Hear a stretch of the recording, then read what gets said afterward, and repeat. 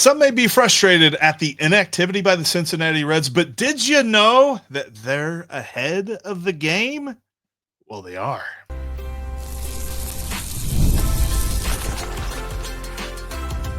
You are Locked On Reds, your daily Cincinnati Reds podcast, part of the Locked On Podcast Network, your team every day. Welcome into Locked On Reds. We are your daily source for all things Cincinnati Reds. I'm Stephen Offenbaker. That guy over there, he's Jeff Carr, and we have combined for nearly 14 years of experience covering the Cincinnati Reds in podcast form. We both love the game. We love the Cincinnati Reds. We love baseball. We have taken our love for the Cincinnati Reds and our love for baseball, and we have turned that into information for you. Locked On Reds is part of the Locked On Podcast Network, your team every day. And on today's podcast, we are going to discuss why these Cincinnati Reds might just be ahead of the curve on how they relate to players. We're also going to discuss why the Reds should be looking at more than a short-term solution to fix the outfield problem that's been lingering for a few years now.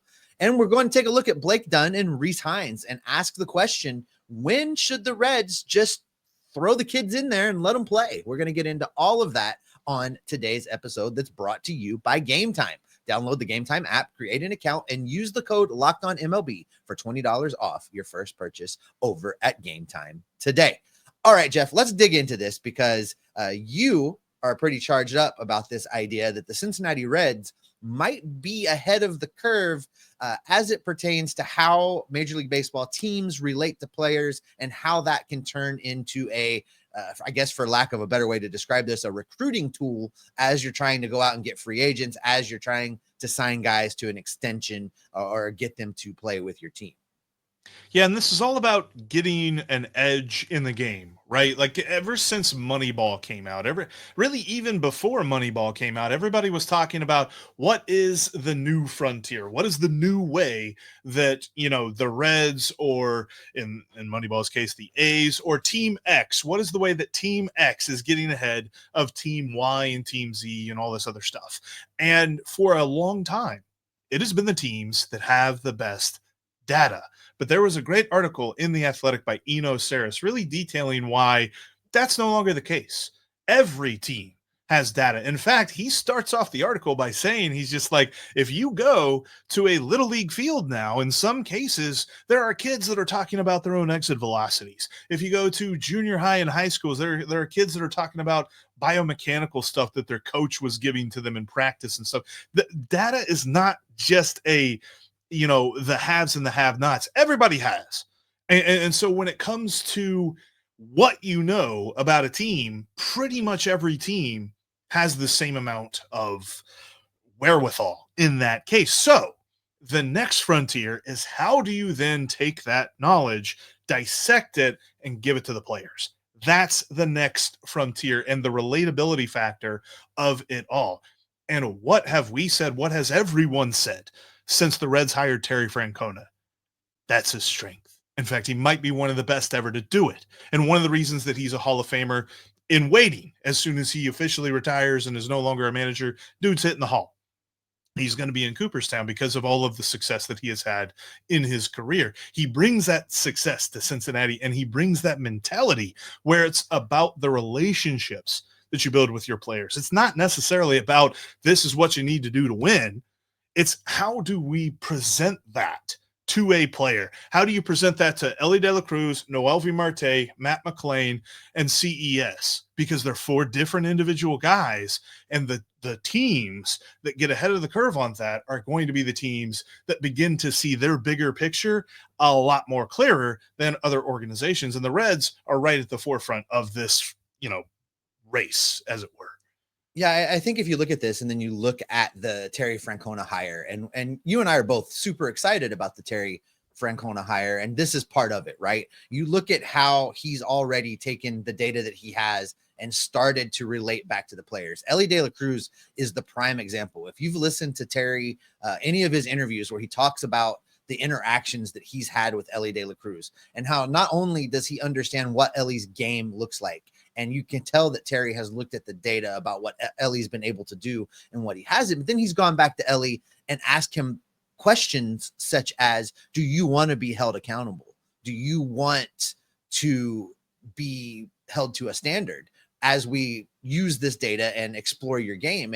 And Ellie said yes. Ellie wants to be the best player that he can possibly be. So you take his stolen base data, you take, his speed from first to, or what they do from home plate to second, all the speed things, right? Where they measure in increments, Sprint how fast, sprint speed. There's the word I was looking for. When they measure sprint speed, and they talk about his efficiency in stealing bases and the number of extra bases he takes during the course of a year. And you take all that data and you combine it with the times he's been thrown out and the situations he's been thrown out. And then you get a manager like Terry Francona that can gently rein a guy in when he needs to be reined in. They can gently say, we're not going to have you steal in this situation. Here's why. Here's what the numbers say. We realize your game is speed, but we need to be smart. And we need to, and I think that's going to pull more out of Ellie. We're going to see more efficiency from Ellie in 2025. He's going to still get his steals. He's still going to get his chances, but he's not going to do it in the 8th inning and run you out of an inning. He's going to do it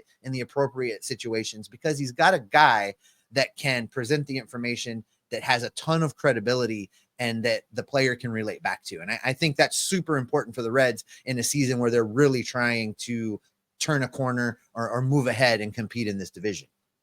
And I think this is a point, or at least the kind of evidence that you give to the point that I'm not sure that the Reds could make a more impactful move this offseason than they already have. They may have already made the best move they can make in hiring Terry Francona. And as much as we do want them to improve the outfield, that's not saying that they shouldn't make any more moves because they're done, because they did all they need to do. They didn't do all they needed to do. They just did the best thing that they could, is that they hired the right guy to run the ship. And I know that we have discussed before the impact of manager over talent on the field and stuff like that. But I think that this article that Eno Saris wrote in The Athletic, there's so much data now. Right? Like, imagine you're a player and somebody comes to you, well, your exit velo and your launch angle and your bat speed and your all this different stuff. This is what this is. And the player's like, all right, so what then? Well, your exit velo and your launch angle and your bat speed, like, you've got to be able to dissect that. You've got to be able to explain that. And it kind of feels like Terry Francona can be that guy. Not that he is like intrinsically involved in all of this data gathering and he can explain every single thing to the minute detail, but he can tell you what it all means. And I think at the end of the day, that's probably what they've been missing over the last few years. Yeah, and let me clean up something you just said, because I know that there's going to be a segment of the comment section that's going to come for you and be like, yeah, Terry Francona is going to be the difference maker in getting them to the World Series. That's not what Jeff's saying. But you can't build a mansion on sand, right? You need a strong foundation. Good foundation. And Terry Francona is that foundation that this team has lacked. David Bell was the sand. Let's just be blunt and honest about it. He was not the foundation to build upon. It became very clear. I think Francona is that foundation. And then you go out and you get your outfielder. You combine them with these young guys. You've solved some of the pitching problem. And now you've got a team that's ready to do something because they've got a good foundation, a good leader, and I think they're poised to turn a corner. And I think this is a good example of where baseball is going. Because the article, Enos is right. Everybody has this data. There are no secrets out there anymore. Back in the old days, it was all based on scouts and eye tests. And, I did an interview with Roger Janeway way back, the very first episode of Reds Alert. It was nice. Scout Roger Janeway. And he talked about how everybody was trying to keep it super coy and play it super cool about Joey Votto, because they didn't want everybody to learn what was really going on with this catcher from Toronto that really can't catch. They didn't want anybody to know what was up. And it was a great illustration of how baseball worked back then. Baseball doesn't work that way anymore. Everybody's got their video out there online. Everybody's got their data available to all the teams. It's not that way anymore. So I think this is the future of baseball, how you can take that data and relate it back to the players, how you can take what you know and apply it so that the player is more comfortable and performs even better. Yeah, it's funny because I had seen on Reddit, on the Reds subreddit, I thought this was great, and I can't remember the username or else I would shout it out, but somebody had shared that back in 1990 when they were in high school, they wrote a letter to the Reds offering to be like their official statistician. And they actually got a reply back from the Reds in 1990 that says, I don't think any Major League Baseball team has a full-time statistician. That's actually part of what our PR team does right now. But thank you for your interest. Hope you find what you're looking for along the way. It's just so funny to see how that has kind of come now full circle. Everybody's got 10 teams of statisticians. It's funny how that goes. But again, this also and Eno Saris is not making the point that everybody that has been poo-pooing analytics is correct. It's the marrying of analytics with scouting, with the old school baseball mentality. How do you bridge that gap? The Reds are ahead of that curve with Terry Francona. But as we mentioned, the Reds still need to do some things on the field, and the biggest thing is the outfield. But there's probably not just a current problem out there. We'll explain next. The World Series, the Super Bowl, the Olympics. The world's top athletes get to play in these top-level sporting events thanks to one thing. That's teamwork. And teamwork can also protect your financial legacy and your family's future. SelectQuote's licensed insurance agents are the perfect teammates when shopping for customized, affordable life insurance. They can find you the right policy to keep your financial legacy safely in your family's end zone. SelectQuote is one of America's leading insurance brokers with nearly 40 years of experience, helping over 2 million customers find over $700 billion in coverage since 1985. You invest so much time to take care of yourself and to be the healthiest, best version of you. SelectQuote's exclusive policies can reward you for that effort. Get the right insurance for you for less at selectquote.com/lockedon. Go to selectquote.com/lockedon today to get started. That's selectquote.com/lockedon. The best way to get into all of the action with whatever season it is in the sporting world is with FanDuel. Seriously, I mean, even with hockey going on, I love getting into some hockey prop bets. You've got how many points that a player can score. Are they going to score 2 or more points, or are they going to get a goal that night? How many saves is a goalie going to have? Plus, you've also got great futures on Major League Baseball. Look, they still continue to disrespect Terry Francona. They still continue to disrespect these Cincinnati Reds, and the odds keep getting longer and longer, which means the value keeps going up when it comes to the NL pennant, when it comes to the World Series. I'm telling you, just throw a couple of bucks on the Reds, and when they start going off in like April and May, people are going to start being like, oh, hey, maybe we had them pegged incorrectly. You know better than they do. Go to FanDuel.com/locked on and check out all that they have to offer as the NFL heads toward the playoffs, as the college football playoff gets rolling.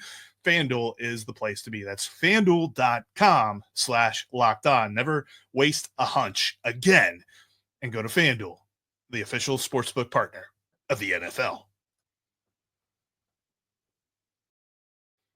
We are talking Reds today, here all day, every week, every month, all year long, getting you set for what should be a playoff season here in 2025. We are kind of into our little bit of off-season schedule, so there may be a few less episodes than normal here and there, but we will be with you when there's big news, when there's big rumors, keeping you up to date on what you should buy into, what you should like, what you should dislike, or at least what we like and dislike.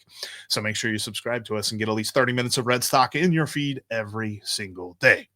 All right, Steve, mentioning things that the Reds need to do. They need to improve the outfield this year, but it's not just a this year problem. And as much as signing one of these guys makes the outfield better for now, even looking down the road, and there's a point to this that I kind of want to get to in just a moment, but looking down the road, the future of the Reds outfield is still very much a coin flip and not something that you can really buy into. No, they're outside of a couple outfielders that we're going to get to here in a few minutes. The system's pretty bare, Jeff. We'd spend some time talking about the minor leagues, and that's not our strong suit. We don't spend every single day covering the minor leagues. You can check out, Doug over at resminorleagues.com if you want like in-depth minor league coverage. Yep. But what we do know are the rising stars. We know the ranked prospects, the guys coming through the system that you're looking at like, okay, by next year we should have this dude and he's going to be a guy and he's going to be able to play and he's going to be able to do these things. There is a very disturbing lack of outfielders that are on that list. There is really nobody that we're right now looking at going, I can't wait until player X gets here and he can take over left field and he'll be there for the next 6-7 years. we really don't have that guy per se right now. And it's a concern. So as we look at this offseason and we look at what Nick Krall has been tasked with doing, and that is the right-handed power hitting outfielder, just in case he couldn't hear me. That's the real need. And it's not a need to go out and get somebody on a 1 or 2 year deal. And I think that if the Reds are looking at this and being honest with themselves, it's very feasible to go out and sign one of these guys that are top flight outfielders, give them the 4, 5, 6 year deal, give them that deal, because that's what they're asking for right now. It's not just a money thing. It's a years thing, and give them that deal because they're not blocking anybody, Jeff.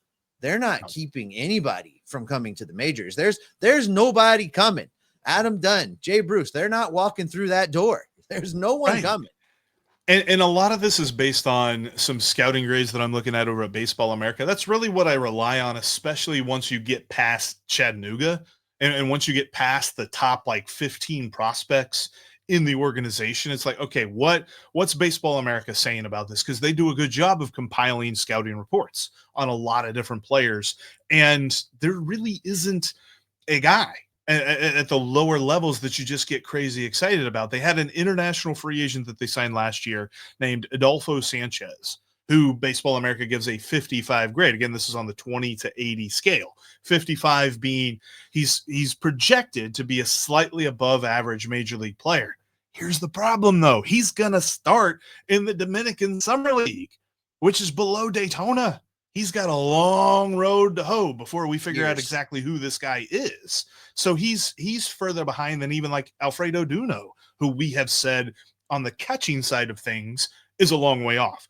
Adolfo Sanchez, long way off. Hector Rodriguez, he's closer, but he also has a scouting grade of 45, which means he's a below average major leaguer at what they expect him to be. There's a lot of guys there that kind of fit the mold of a quadruple A outfielder, right? A 4A guy, where it's like you probably could get some good production out of him for a very short period of time. But if you have to rely on them for a season, for a half season, something like that, you're not going to see the production that you need. And so with that, there's a bit of a question because, like you mentioned, the guys out there on the market, I did see a report that Anthony Santander is wanting like a 5-year deal. He's looking for a 5-year contract. I think the Reds, when we say they've got to outbid people, it's not just in the average annual value. It's not just in the money. It's also in the years. And if they are looking at their outfield and they're worried about, well, we just signed this guy to a long-term contract, is he going to be blocking anybody? No, the answer is no. For this amount of time, there's nobody close. So part of the problem is getting the outfield ready for 2025. But the other part is, what does it look like long term? So when we say, yes, we want to see a bounce back from Jake Fraley, a lot of that has to be with, okay, if he bounces back this year, then we've got him for a little bit longer. If Will Benson can figure it out, we've got him for a little bit longer. If Spencer Steer can figure out a glove in left field, we've got him for a little bit longer. The problem is a lot of these questions, I feel like, are still answered just hopefully. And not a plan. There doesn't seem to be a plan out there. There doesn't. And I think I said it was last week where I'm like, I'm so tired of everything starting with the words, I hope. I hope that somebody can do. I hope that he can. I hope that this. For me, I'm done with all that. And you look at these guys, let's just take Santander, because I think at least he seems to be open to talking to all the teams. Teoscar continues to just lobby for the Dodgers to get their act together and sign him. So we'll use Anthony as an example. He'll be heading into his age 30 season. That means if you give him a 5-6 year deal, you're talking a 35, 36-year-old player. Cool. Can live with that. I'm not proposing they hand out a decades long deal. Nope.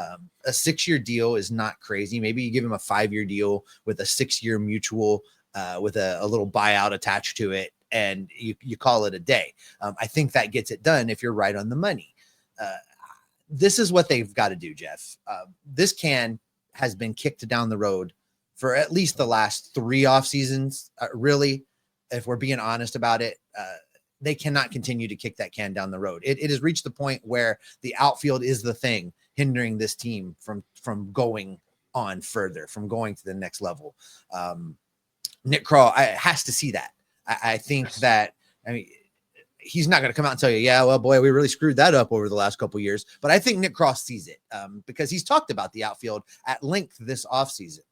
I think our frustration now comes from a place where we want results and we want them now, and we want to see something done. And, you know, it's a long offseason in baseball, but I do feel like, you know, as we're getting dangerously close to January, there's not a lot of offseason left after that. So I think the Reds Really have picks up, yeah. another 2-week window here, Jeff, where they've got to address this. They've got to get something done by, say, New Year's. They need to have an outfielder in the fold. Especially if they're planning on trading. Like, I feel like once January happens, I think teams start to really pack it in. They're like, all right, this is who we have on our roster. We're not going to keep this in flux. These guys aren't always available. And so January, they become less and less available. And I think that's possibly why you keep hearing reports that Nick Krall, and Nick Krall keeps telling reporters this, where he's just like, we would prefer to get somebody with multiple years of control. Yeah, because you don't have anybody with multiple years of team control that you can really trust at this point in the outfield. And so that's probably where they're looking to work a deal with somebody that already has 3 years of control. That's probably why we still hear them linked to Luis Robert, because he has those years of control. But on the other end of this, and there'll be some people that ask, well, what about the Carlos Jorges of the world or the Mike Sirotas? They just drafted Mike Sirota this past year. Carlos Jorge moved to the outfield this past year in Dayton. He dealt with some injuries later on in the year because it was his first full season in the minors. He kind of did a little bit of half-season stuff before he came to the Reds.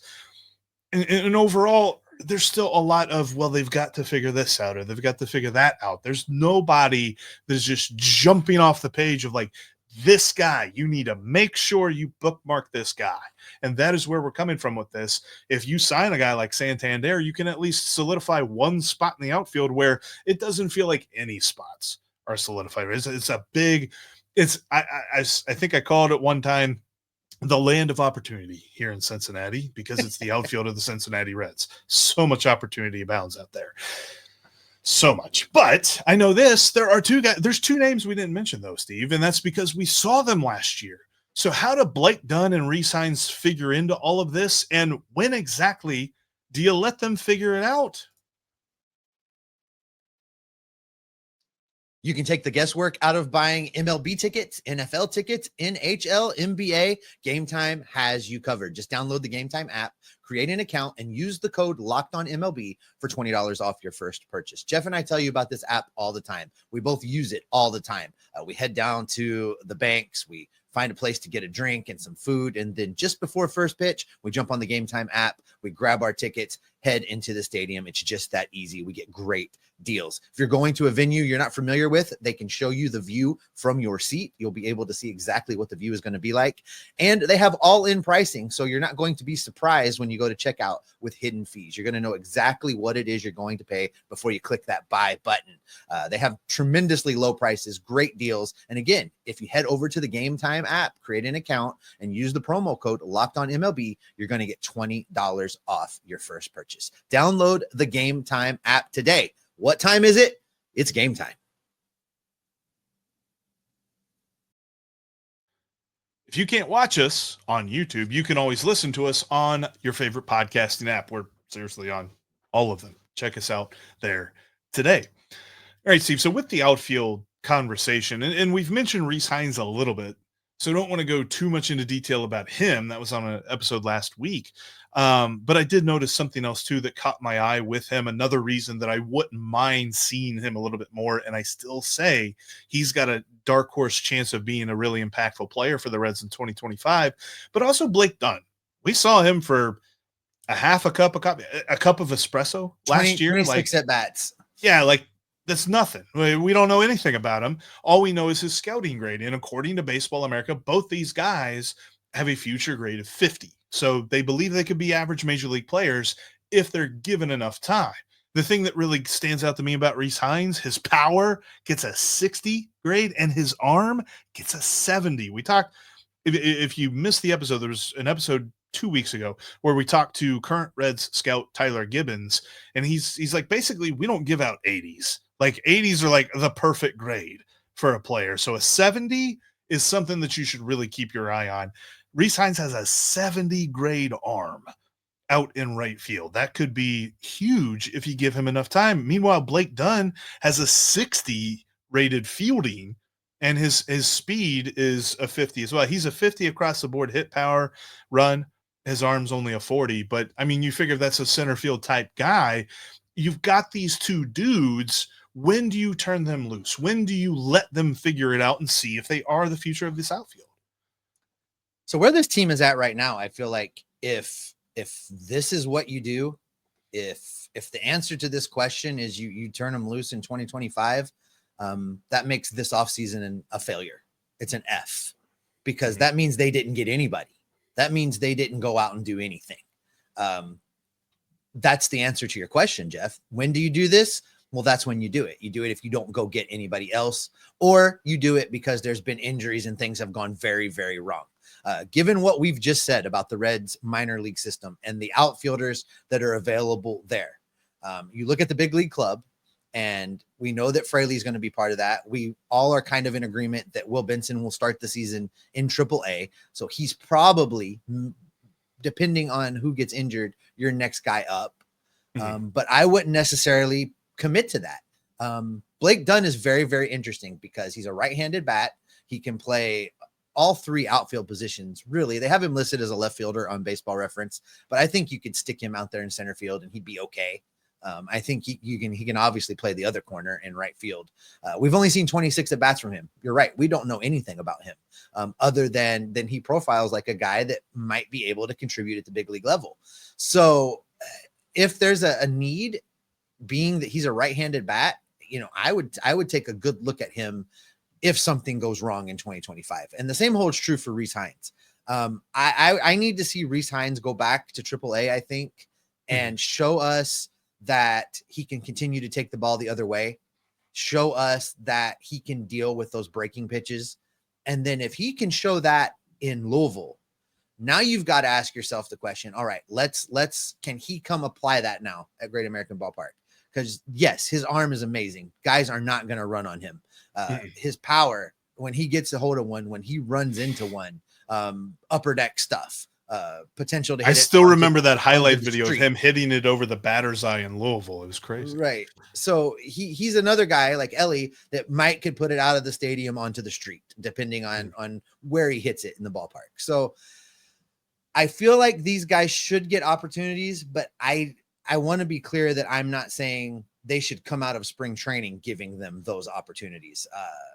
They're both guys I think that can contribute, but it has to be in the right scenario. And for me, the only way that it's acceptable for them to get meaningful at bats early in 2025 is if there's been an injury, because it's not acceptable for the Reds to just not go get anybody.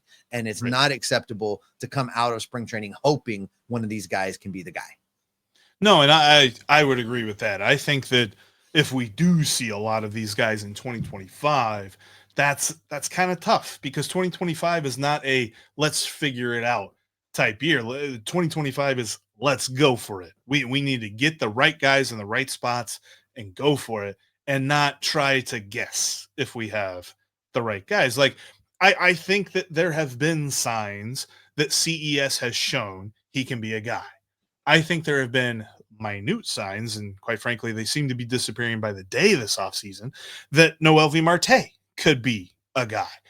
I don't know anything about Blake Dunn and Rece Hinds. So if we're giving guys that we don't know anything about a chance, then that does mean that some things have really steered in the wrong direction, and steered in a direction that I don't think we expect it to go, especially under Terry Francona in his first season. So I could see that maybe being a down the road thing, but it's tough because this is a thing that the 2018-2019 Reds had plenty of time for. This is not a thing that the 2025 Reds should have any time for. And quite frankly, the solution to the outfield problem being a let's see is just a completely unacceptable answer. They got to know. You got to know what the solution is to this outfield. Isn't it something how fast we went from, wow, everybody got here a year early, they're ahead of schedule, to could somebody get moving because the window is closing? It happened like that.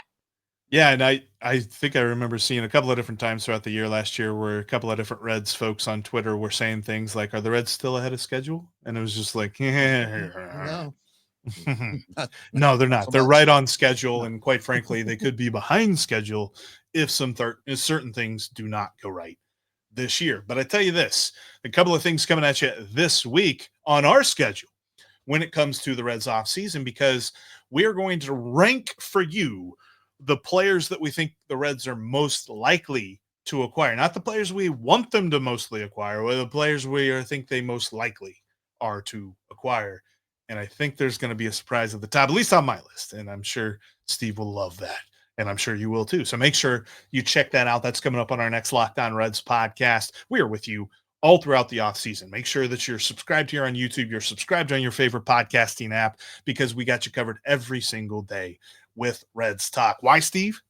Because we're going to gather up all of the rumors, all of the news, all of the rumblings throughout the world of Major League Baseball and bring it right back here to keep you locked on Reds every single day.